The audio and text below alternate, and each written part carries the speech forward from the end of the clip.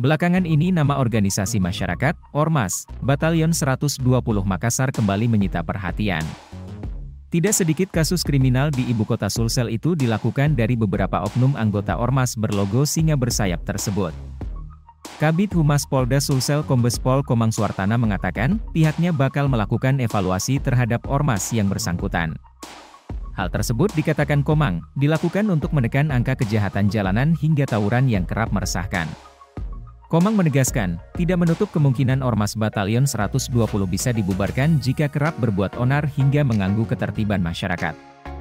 Dari informasi yang dihimpun, Ormas Batalion 120 atau B120 dibentuk untuk membina para pelaku kriminalitas jalanan.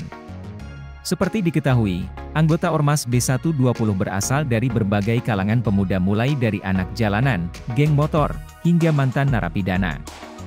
Ormas B120 Makassar resmi terlahir dalam launching Batalion 120 di lapangan Karebosi pada 14 Maret 2022 lalu.